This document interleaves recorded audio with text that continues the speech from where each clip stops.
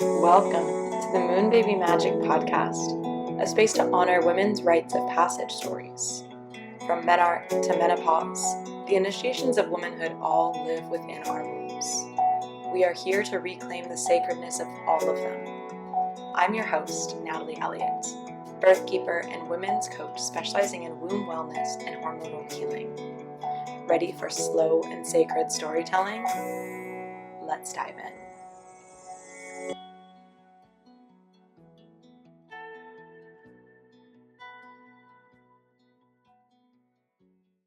Welcome back to the Moon Baby Magic Podcast.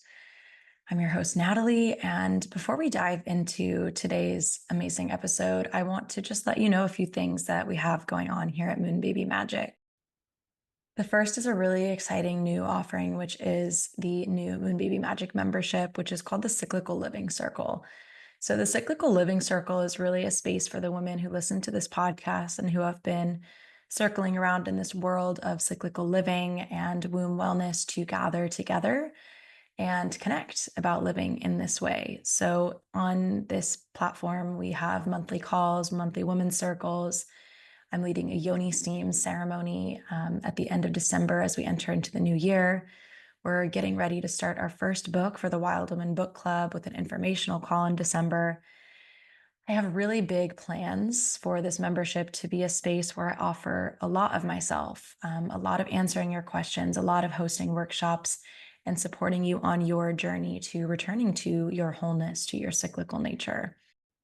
So right now there is a sale on the membership, and the membership is normally $13 a month or $111 a year. So right now the Black Friday sale is $79 a month, rather $79 a year. And that rate will be locked in for life for you. So this is the lowest I'm ever going to offer the membership at. And as I said, this is really just the beginning. I have plans to really expand what I offer in this membership month after month to really be of service to you. I love giving and I love teaching, and this is a space where I can freely do that with the support of your monthly or yearly membership. So you can find the link to that in the show notes. This sale on the membership will run for a few more weeks. It'll end that Monday after Black Friday, which is December 2nd. And there are two other Black Friday sales that will be happening. So starting on the day after Thanksgiving on Black Friday, the herbal shop will be on sale. I'll have 40% off all mushroom tinctures and herbal body oils. So the reason for these two being herbal body oils are a wonderful gift for your friends and family to nurture them through the winter. I have one oil called Beautiful Breasts Massage Oil, which I think is the perfect gift for all your girlfriends. And then the mushroom tinctures, because it's, as we enter winter, it's really important to keep our immunity up, and the mushrooms really support us with long-term immunity. So reishi and turkey tail will be 40% off. This is my biggest sale in the herbal shop a year, and all other medicine is 25% off. So even if you don't want a mushroom tincture or an oil, you can still get your other tinctures, your steam blends, your Moontime cacao for 25% off. Those will end Monday the 2nd as well. But on Monday the 2nd, I will have a flash sale for 24 hours on your period prep guide, which will be 25% off.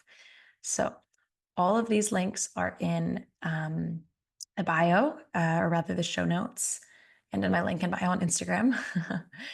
And yeah, I hope you take advantage of these sales. This will be the biggest sale I run all year, and I'm excited to be able to offer this to you all. So without further ado, let's get to today's episode. All right. So today on the podcast, we have a true treasure of a woman, my dear sister, Jeanelle. Jeanelle has a beautiful, deep story full of her initiations into both light, pleasure, and sensuality, as well as into the dark, the void, and life's mystery. She shares her wisdom on living within all your different seasons and how every single woman has access to this through her own connection to her womb. You'll also hear Jeanelle's incredibly sweet Menarche story that will leave you feeling inspired to initiate all the girls in your life with love and care into their first bleed. Let's dive in. All right, Jeanelle, welcome to the podcast. Thank you so much for being here. I'm so excited to dive in with you. Mhm. Thank you for having me. It's the biggest honor to be here with you. Hmm. Yeah, I think we're going to have a fun conversation and a deep Mm. one.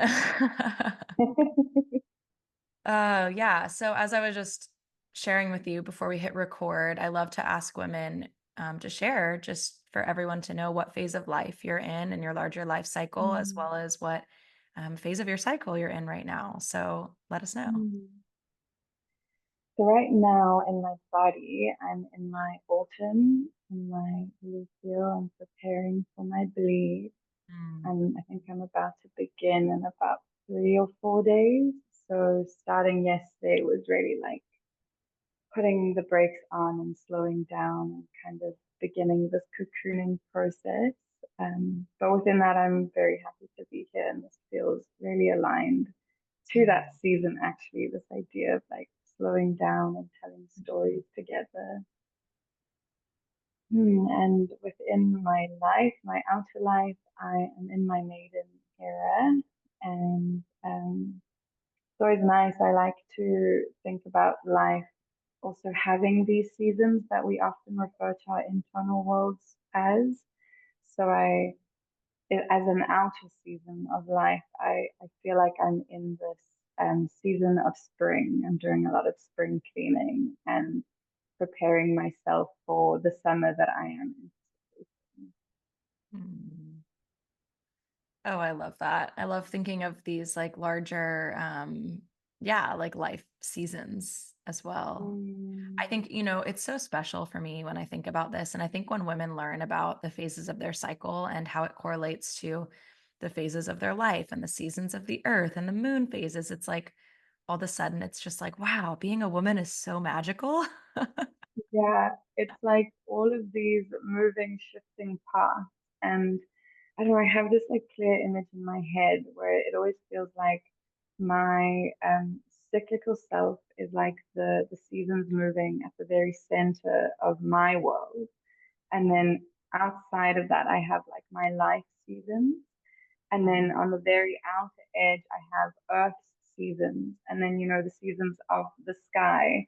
And Yeah. collectively, what seasons are we moving through? And it's like all of these little gears that shift. Mm, And just knowing the layers of seasons as well gives me such perception and understanding of not only my world, but also the world around me.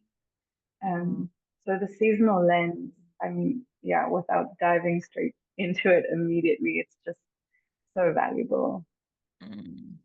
Yeah. I mean, I'm curious too, to dive into this a little bit is, something people ask me a lot is like, how do you negotiate it when, for example, right now I'm in my inner spring. I'm on day 9 of my cycle.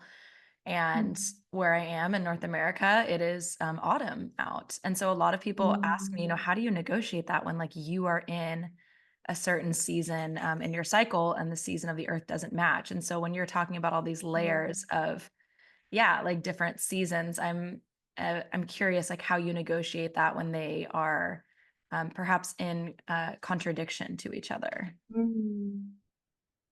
Yeah, and what a blessing to live in a space that has 4 seasons, right? Because a lot of, countries don't have that full spectrum of seasons.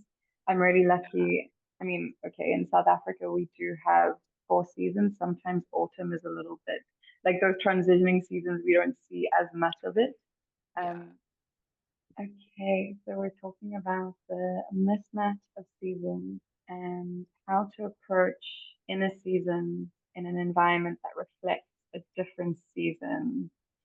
So when Earth's seasons don't match inner personal seasons. And this is such a beautiful question because the Earth for me, I think the earth is the biggest teacher when it comes to understanding the seasons of the body.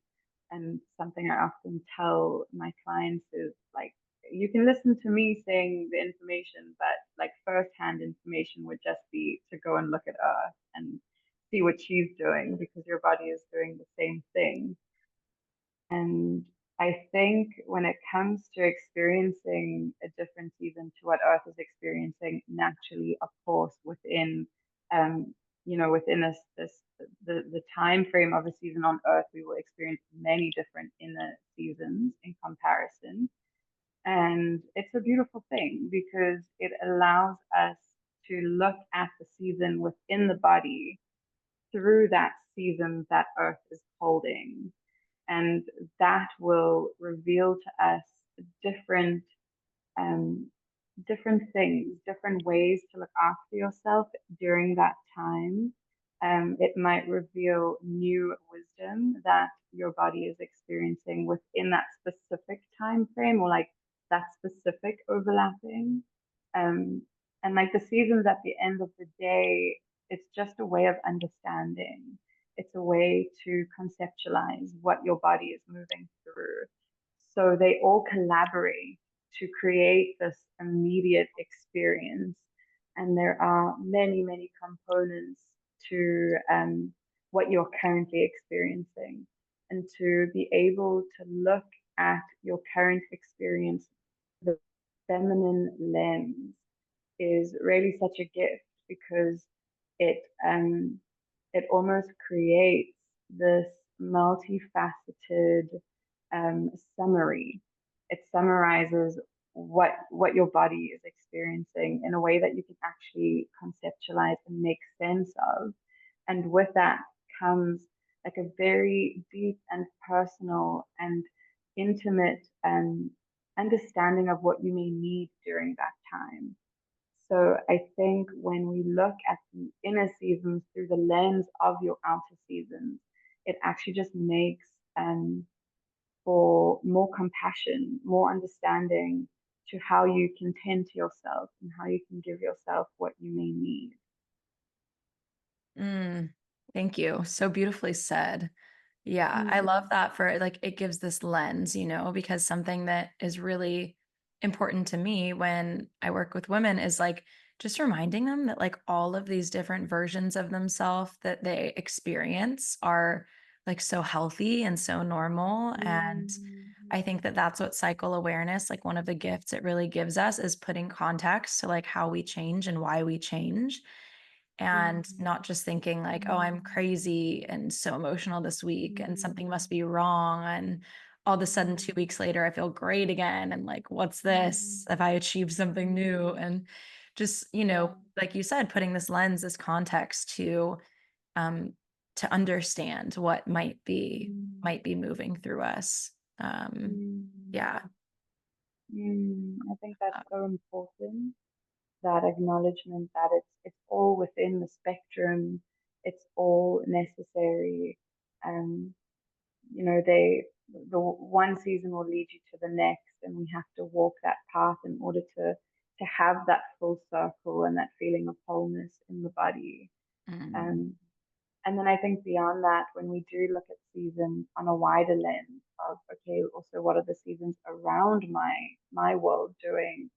That further personalizes and creates even more space for like different variations within those seasons. And mm, it's all normal, it's all okay. yeah. Um, and I love that the like layering seasons on top of each other almost creates more space for that norm. Like it creates a bigger variety of expectations, which yeah, I love. Totally. And it reminds me too of like, when you're in your ovulatory season, your inner summer in your body, but it's like winter where you live. It's like, it's okay to not feel like super on top of the world and like you want to Yeah. create everything ever right now, because it's also like the earth is slowing down. And so even though, Mm, your body is ramping up a bit at this time, it's like the energy is a little tampered by, the earth slowing down. And I think a lot of women mm, might feel like, something's wrong with them. I get a lot of women who are like, oh, what if I don't feel, like super robust at ovulation? And mm, it's like maybe there's something to look at there, maybe, but it also could just be like, what else is the context of what's happening in the world and mm, in your life? mm, mm. Yeah, I hear that. I feel that. Mm. Mm. Hmm. Well, I want to get into your stories. So yeah, I'd love for you to take us back to the very beginning of your blood mysteries. So your first bleed. Mm. What do you remember from that experience? Mm. It's actually, I really love going back to that experience and reflecting on it. So thank you Mhm. for the space to be Yeah. able to do that. So I remember my first bleed really well, Mm, and I was 12 at the time. And my mom she's actually been amazing when it came to understanding my body and understanding menstruation, maybe not to the degree that I understand it now. Like there wasn't much awareness about the seasons, but there was an awareness of like okay, PMS.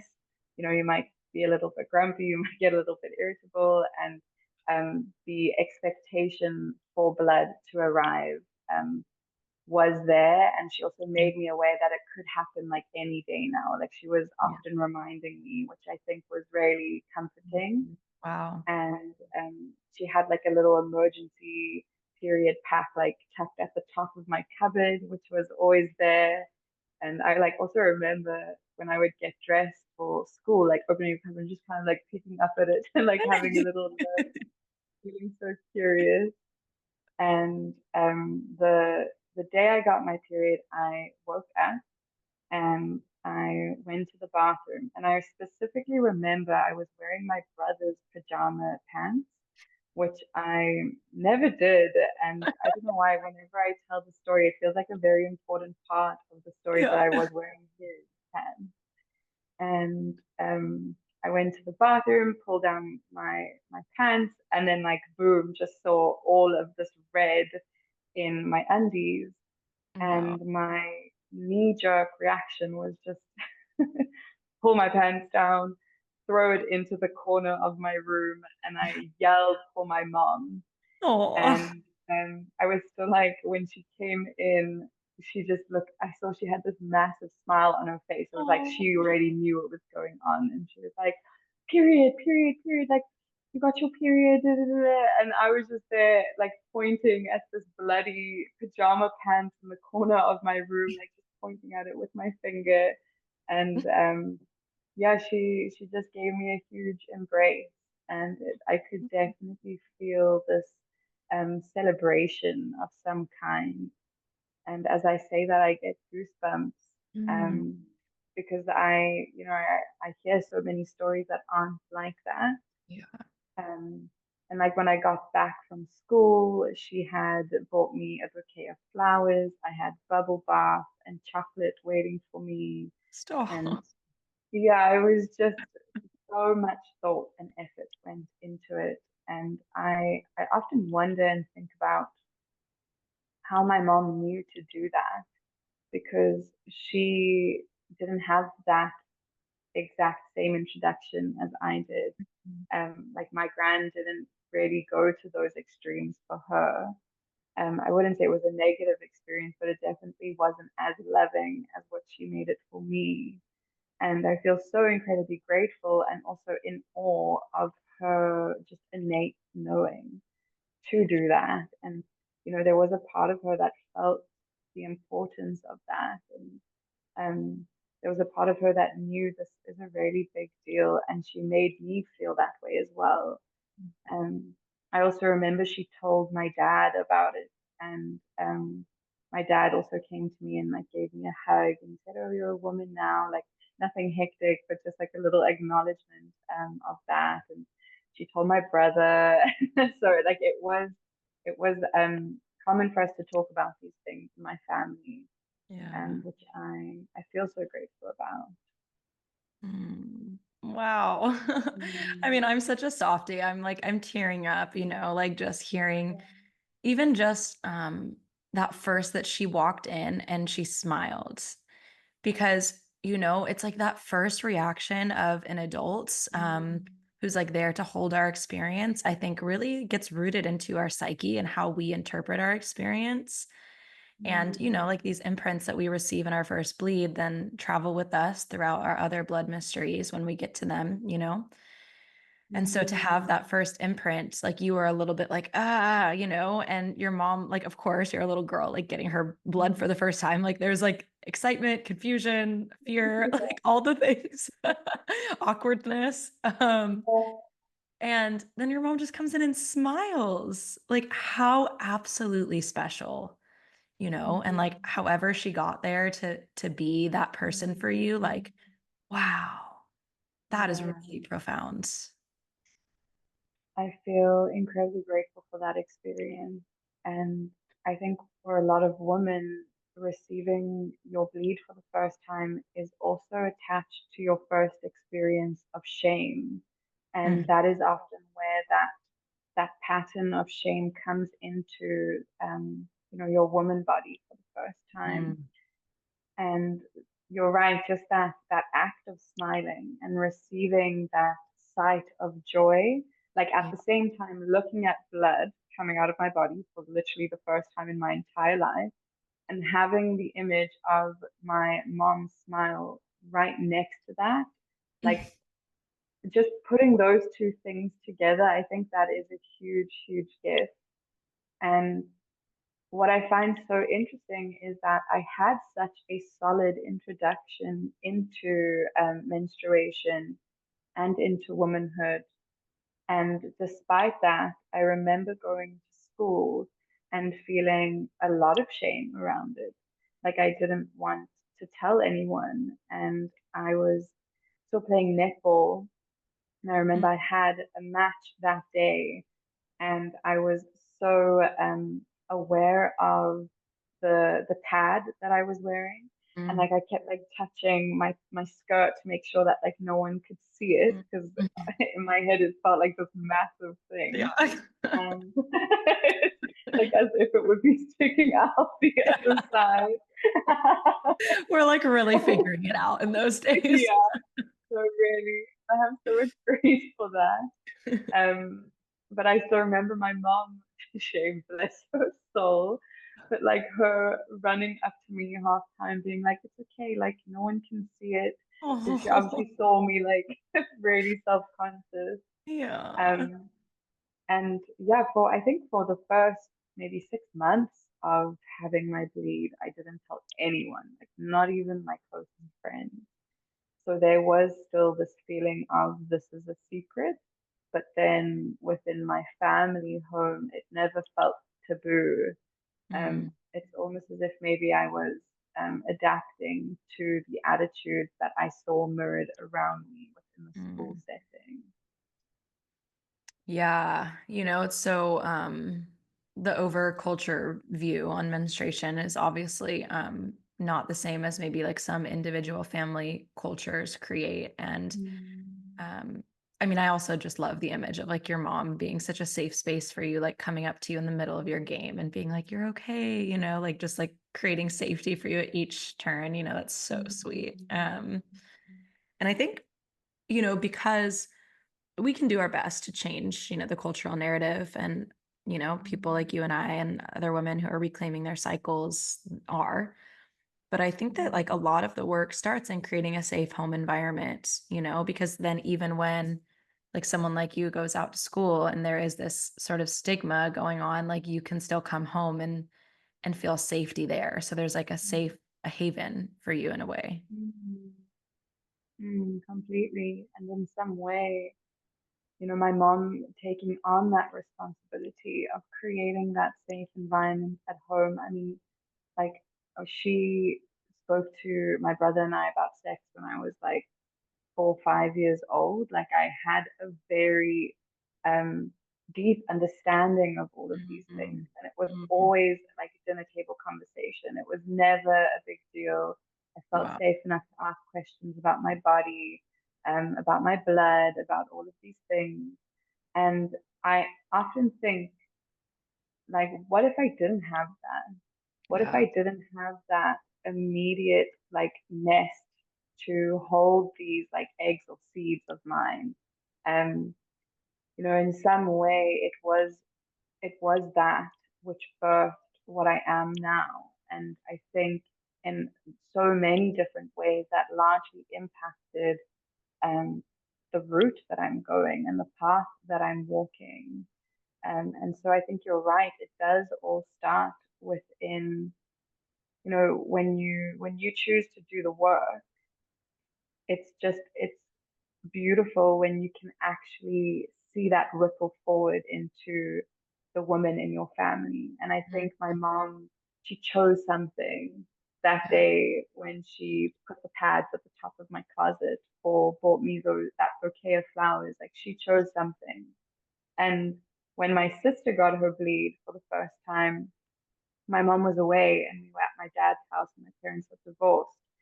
Mm. And she was about 12, same age as me, and I was 16 at this time.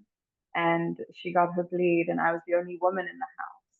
And I did the exact same thing as my mom did for me. So it's just this like this ripple forward. Like I remember calling my brother's friend, can you take me to the shops? I need chocolate, bubble bath, and pads, and like getting all of those things. And it does pass forward, and it all starts within your immediate radius. Oh, that is so sweet. I love that, like, because that was your imprint. Like you took your imprint and gave that to your sister. Like that's like what it is. Like that's the generational healing, like how amazing that your mom chose that and then you got to have that and then you got to gift that to your sister and that's her imprint now. And like, oh, it gives me chills. It's like, imagine Yeah, if that's like how we all entered womanhood, like what would culture be like? and this is also why when one woman chooses, a different step forward, or when one woman chooses path of healing and coming back home and just remembrance, coming back to the truth of our bodies, that's not just one woman healing. That Yeah. is a woman choosing healing for generations and generations of women to still come.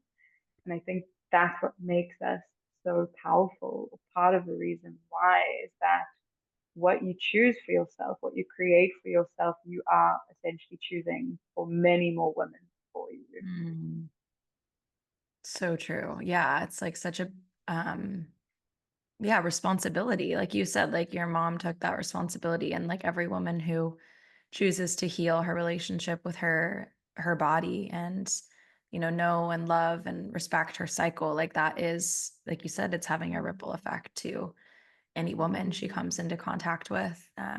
Especially because I think that, when women hear about, sometimes I just share about like, oh, I'm starting my period in a few days. And so I'm like preparing to rest. And like you were saying at the beginning of the episode. And I feel like even when I share that with a woman who I know like hasn't had that language spoken to her in that way, it like stirs something in them. They're like, oh, wait, I think I would like that, you Mm-hmm. know? Yeah. 100%. I Yeah. also sometimes when I work with women, I describe the womb and like she's kind of feisty, like she's kind of demanding. And there are certain things that, like I'm not gonna say like poke a stick at her, but like, just give her like a gentle push. And I love when I work with women in these containers and I can see when the womb like snaps her fingers and she's like, okay, I'm awake. And Mhm. it just takes, these little stories to Yeah. wake her up. And Yeah. then when she is awake, it's like she can move mountains within and around you in the most subtle way, but it's like it can't be avoided. And Mm. I think that is what makes this work so potent, is that it doesn't take much for her to remember, but when she does, it's like wildfire. Like it will spread into your life in such a rapid way.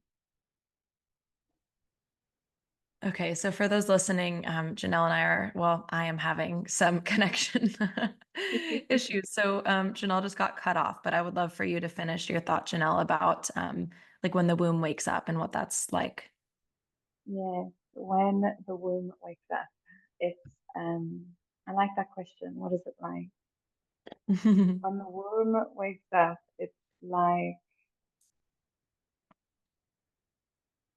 it's like and it's almost as if she asks you to stop. There's Mm, this invitation to just like stop what you're doing, slow down, take a step back, and reassess. Look look at every part of your life and reassess what it feels like and what you wish it to look like. Um, mm, I think there is a often what I see, especially in the women that I work with, the womb will wake up and it will plant this feeling of, I think there's something more. Like yeah. I think there's more to life than this.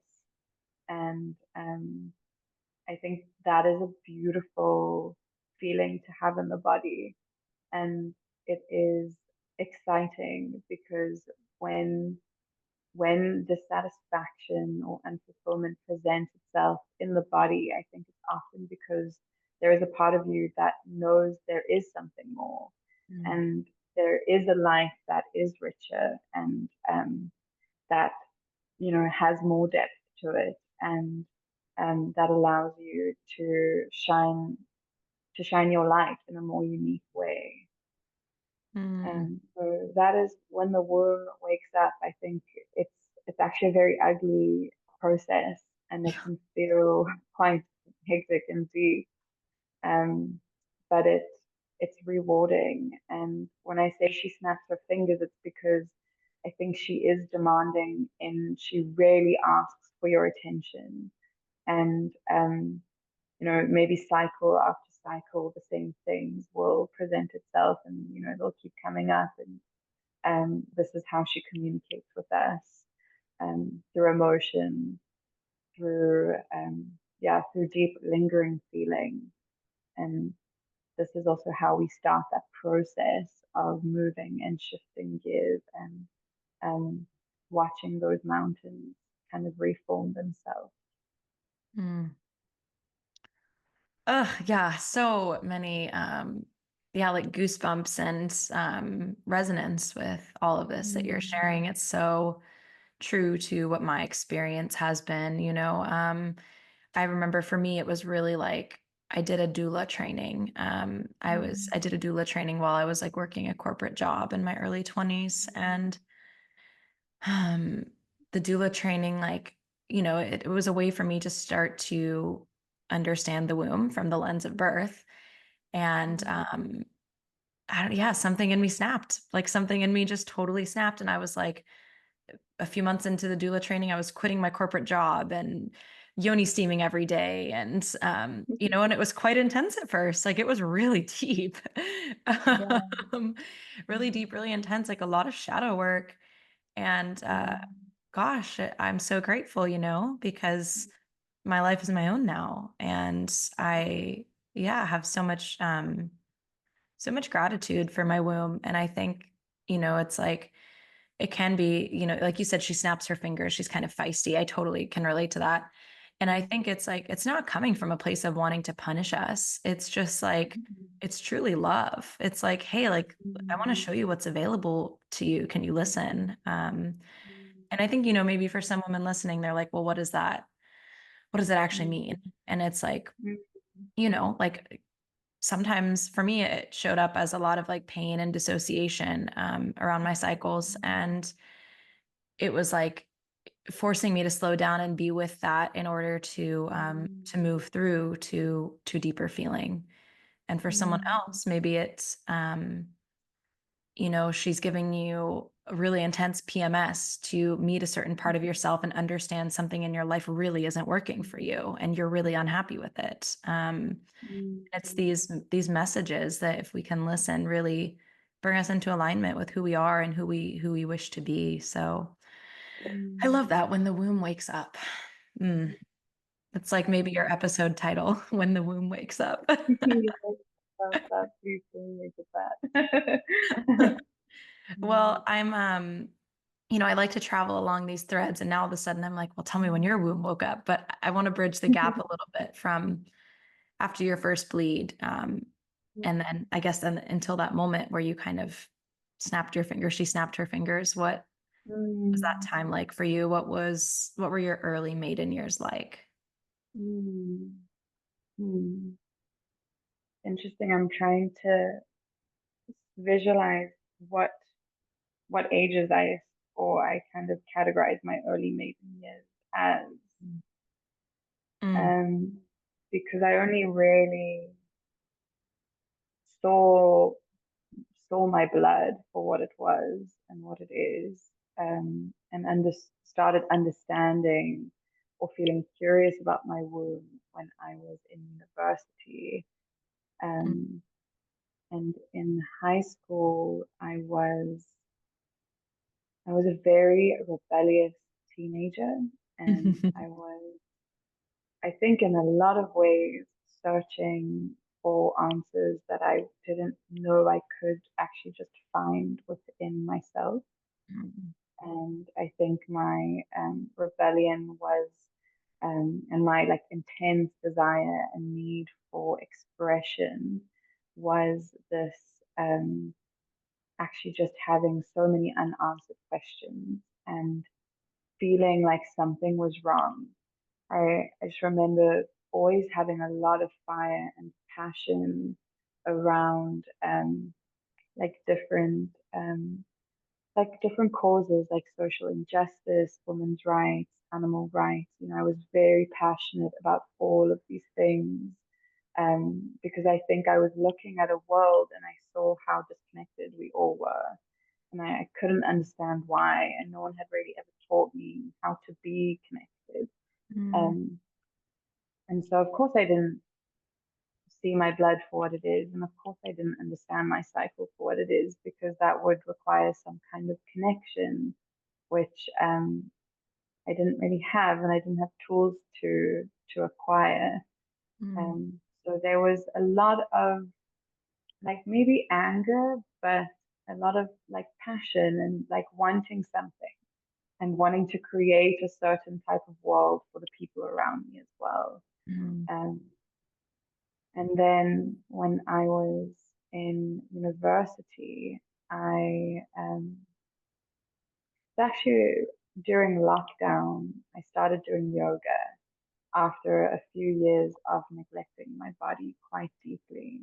Um, and that looked like quite a few different things, but mostly that manifested as just like a lot of stagnancy in my own skin, and also a lot of insecurity and mm, not really feeling comfortable experiencing my life. And mm, I very much just felt like an observer of life. And I was mm, always looking, very observant, but not so much experiencing and doing. Um, and I think that also stemmed from feeling a mismatch in how I thought my body needed to look, and how society had told me I should, portray myself. And if you don't tick all of these boxes, then, rather keep yourself smaller. And I didn't feel comfortable in discomfort at all. So I would just kind of, keep myself really small. And because of that, my life was really small.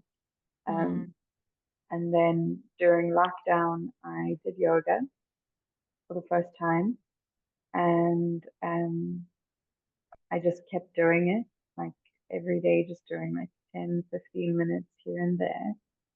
And this was enough for my womb to kind of like wake up a little bit, like just that movement, that feeling of embodiment.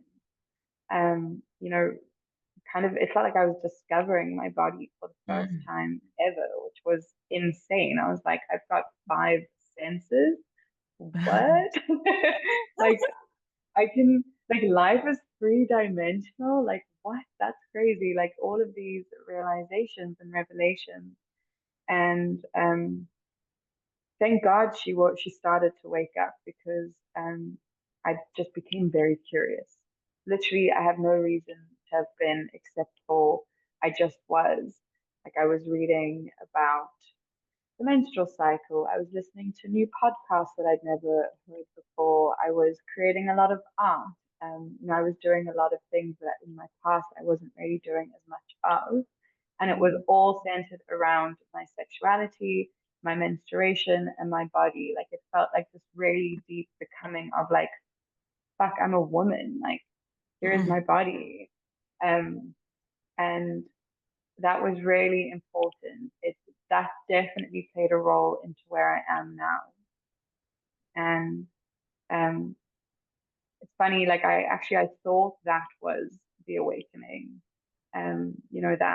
That deep dive of like sudden pleasure and bliss of like, oh, I've got the senses, I can feel my body is here, I can move it. It feels so good when I move, it feels so good to Mm. experience life. And in a lot of ways that was an awakening. I mean, that was a deep awakening of kind of stepping back into myself and um, allowing myself to experience the world around me for what felt like the first time.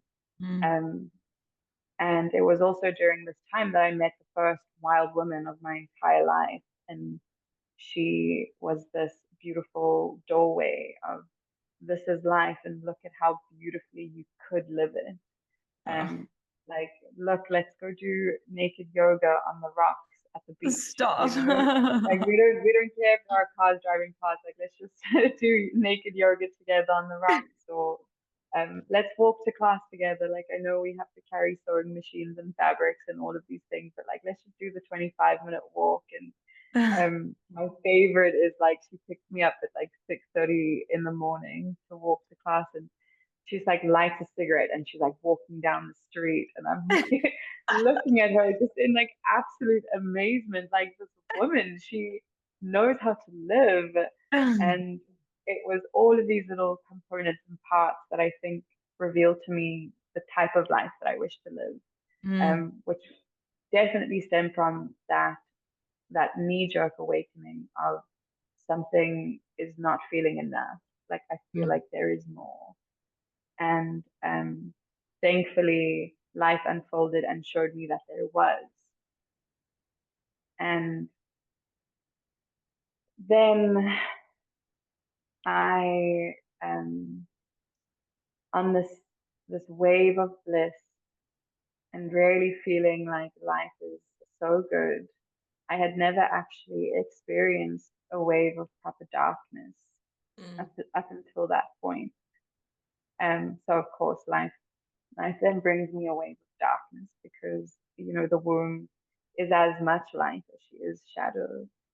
Mm. And I was in a very unhealthy partnership at the time, and that also taught me a lot about the womb because it really shined light on how the womb is this holder, and she Yeah. does expand to hold. I mean, she's 100% muscle. It's what she does both physically and energetically, emotionally. And I was holding and expanding to hold things that didn't really belong to me, but in retrospect I know I to needed to have in order to experience a spectrum of life that I had never experienced before.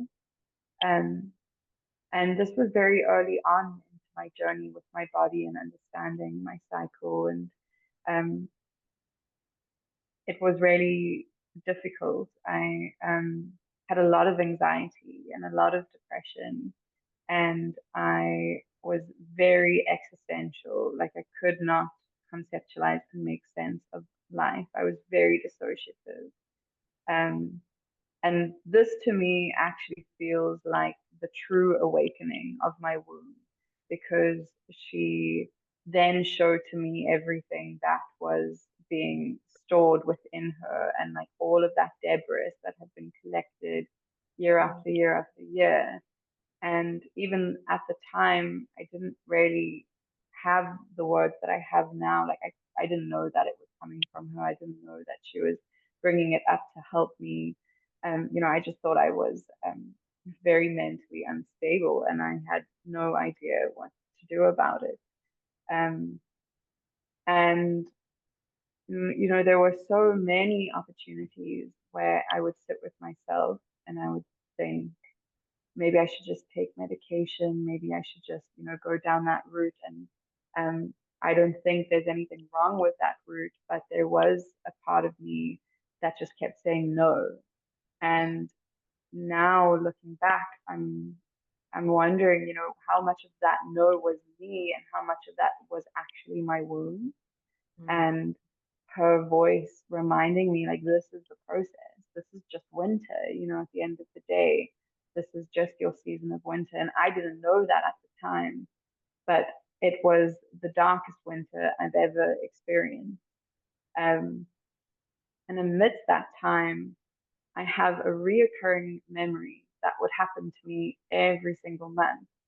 And it would be, go to the bathroom, pull down my pants, exactly as what I expressed in my first memory of my bleed, like seeing this blood on my undies. But contrasting to that first experience of like confusion, shock, and fear, I would cry tears of pure joy.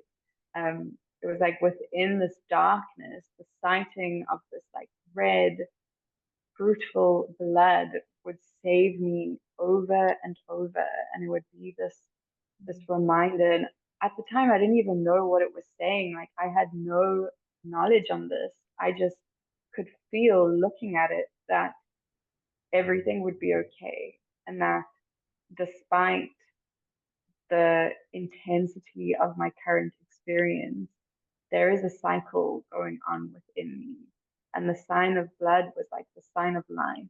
Like you're still fine. Everything is okay. Um, in many ways I think it just told me trust. Keep keep going one step at a time.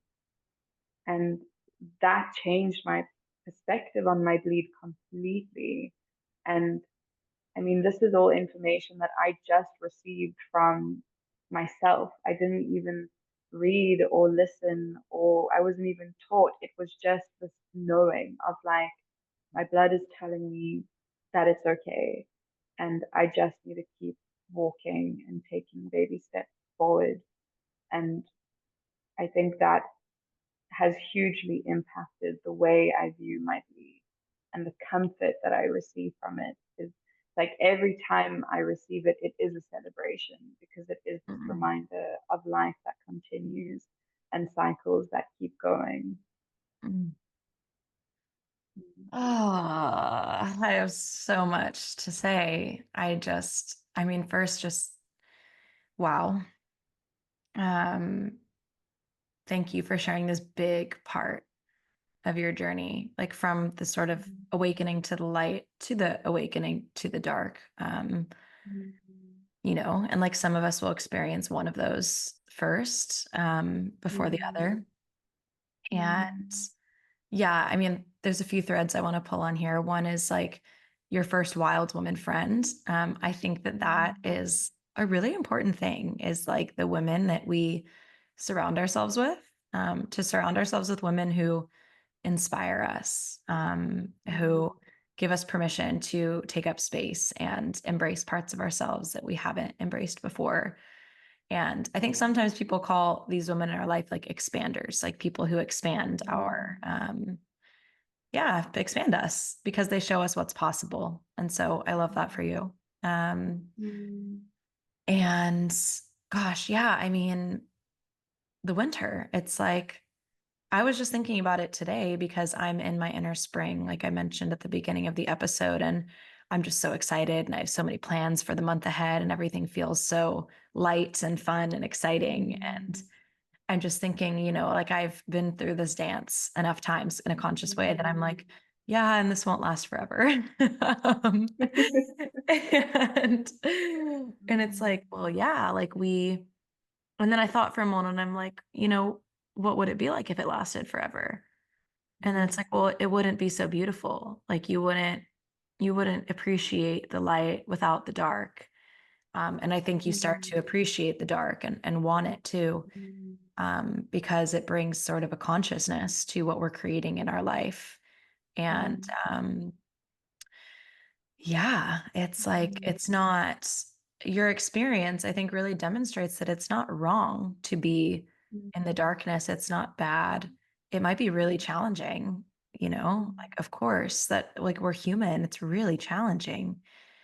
Um, and, like if you're Mm, listening to this episode and like you're in that space, like we love you, because it's mm, it's so hard. mm, Our ego wants to rebel, mm, but your story also demonstrates, Janelle, that like there's a part of us that knows that there's wisdom to be had in these seasons of life. Like, mm, um, to be able to look at your blood and see it as the symbol that life continues going on. Like we continue cycling, we continue moving, our body mm, continues to be healthy because our blood is a sign that we're healthy.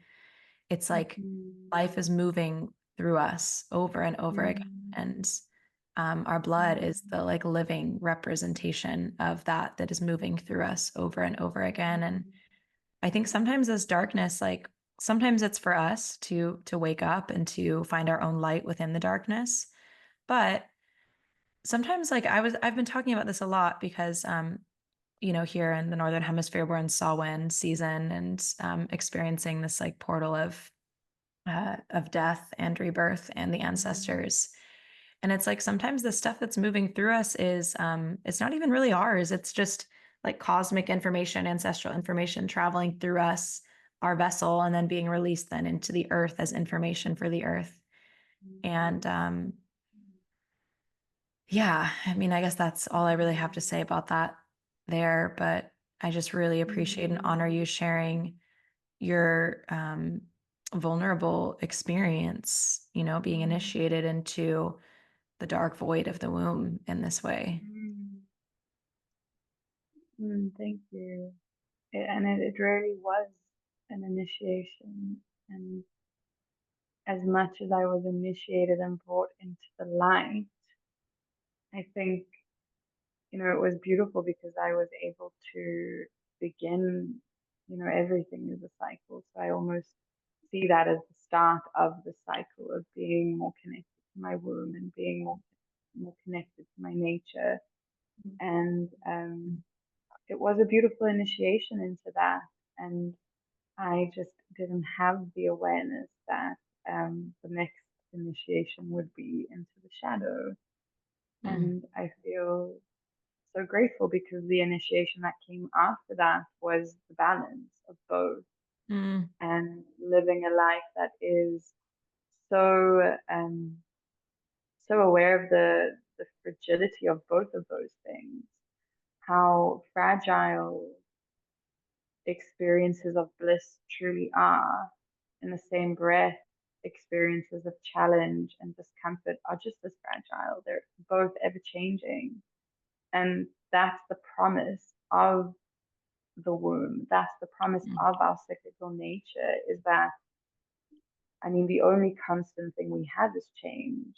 The Yeah. promise is that we are flowing, we're moving, we're changing. And our nature reflects that to us. The very nature of our female bodies is this change and the cycling. And I think when you're in that phase of winter and darkness and you don't have the awareness that things are moving, it can feel a little bit all encompassing and it can feel like you don't have sight on the end. Um, but what the womb teaches and what the menstrual cycle represents and so beautifully um, also just demonstrates to us is that you're not going to be there forever. And even if you can't see the ending, it is literally impossible for you to stay there because life, your body, your cycle, the seasons, we are always, always, always, always moving. Yeah. Yeah. And once you recognize that, it's like you can find comfort in that like, Mm, yeah, like you said, the only constant is change. mm, Oh, wow. I mean, what beautiful initiations to have had and the way you speak about them with such understanding and clarity and reverence is really, really beautiful to, yeah, witness. How do you feel like you embody this balance now? Aside from, of course, there is just the like honoring each phase of your cycle, but yeah, what does that look like for you to really honor the balance between the light and the dark? Mm. That's such a beautiful question. And the first thing that comes to mind is the word allowance. Mm, And I think that's the biggest teaching of winter or menstruation in the body is just, can you let yourself feel? Can you really, really let yourself feel? Um, what is your capacity to allow your current experience? It is my belief that when we are able to step into that mindset of acceptance and embrace and allowance, um, that things kind of take on their natural rhythms and their natural flow. So with an open heart, it's not easy to live with an open heart actually, because you're opening yourself up to the beautiful and the joy, but also that shadow and that darkness and the more discomforting emotions. yeah. But it is with an open heart that we are also able to allow, because there's no blockage or resistance. So when I feel connected to both this idea of like light and darkness or shadow, um, I think I feel empowered by my sense of allowance, just letting whatever is here to be here, and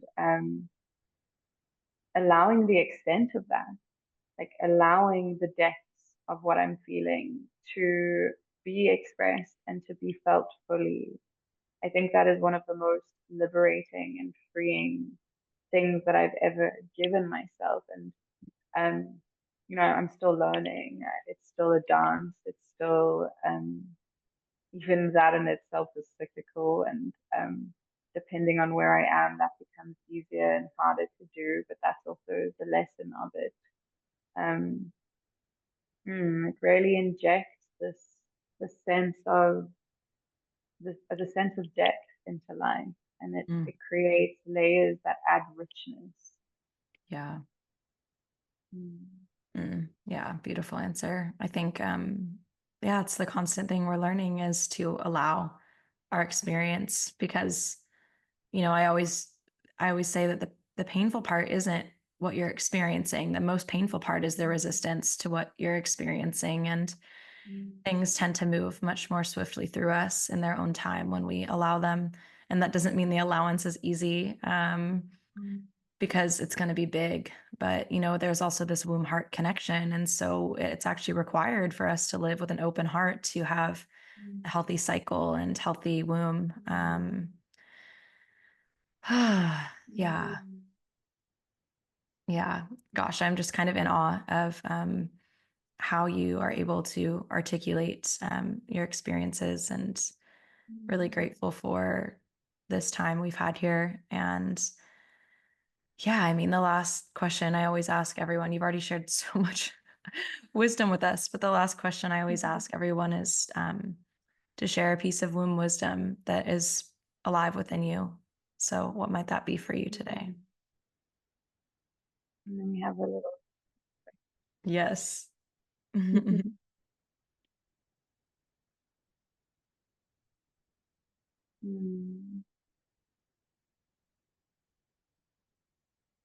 What is coming up right now is that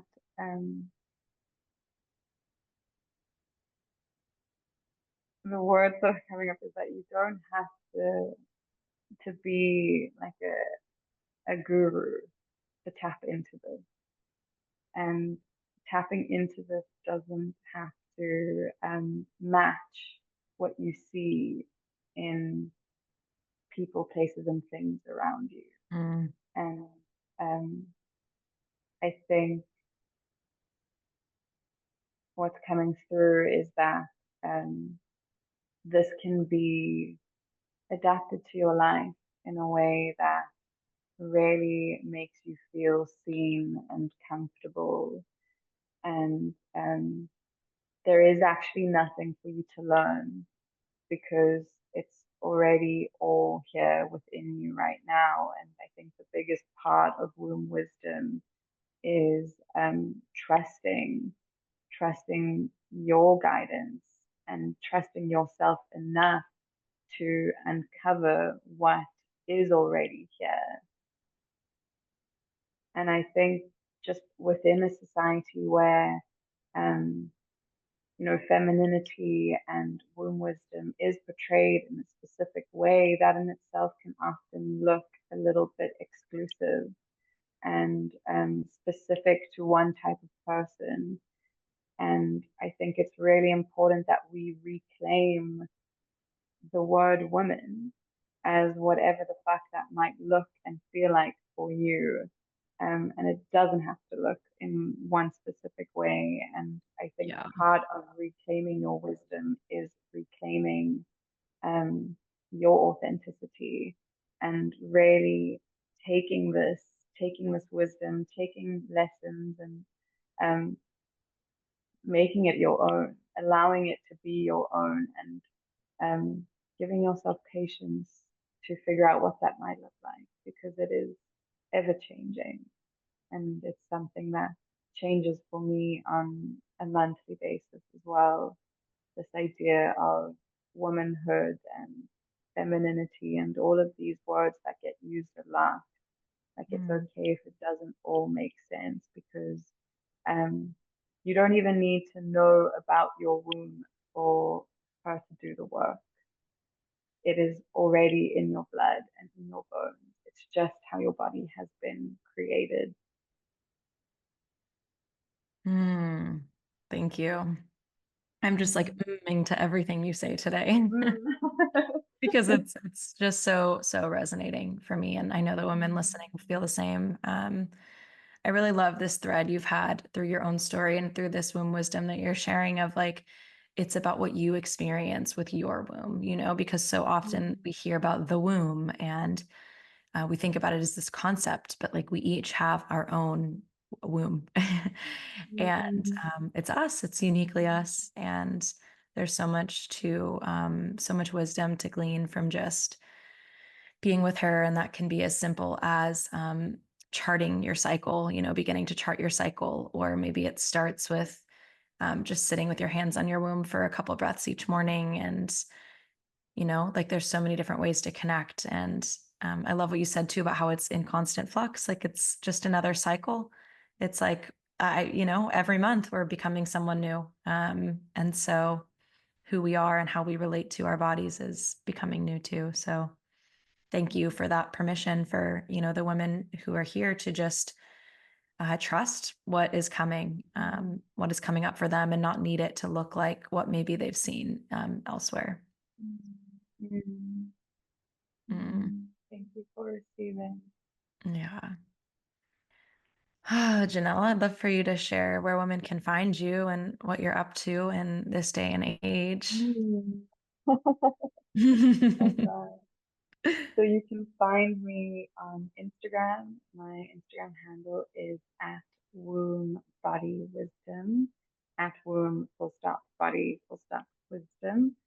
And that is kind of my biggest form of connection. That's where you can find me. My website is under construction at the moment. So hopefully that will be up and running soon. And at the moment, my two biggest offerings are one-on-one containers. So if you feel the call to connect in that way, that is an option. And then beyond that, I love also holding group journeys and online containers for women. Have a current offering called Rebirth, where we dive into how to properly integrate all of this knowledge and how to tap into your own and then really integrate it into your life that is sustainable and that can be eventually passed forward into many more generations. Um, Mm, and that's me. beautiful. Such beautiful offerings. Oh, thank you, Janelle. It's been Wow, so special having you here and having the honor to bear witness to your stories. So, really, just Mm, thank you deeply from my heart, from my womb, for being here and sharing with us. mm. Thank you so much for having me. And I'm in awe of what you're creating and Mhm. your ability to hold stories and to ask questions and to listen and to guide women in this way. It's inspiring. Thank you. Oh, thank you, love.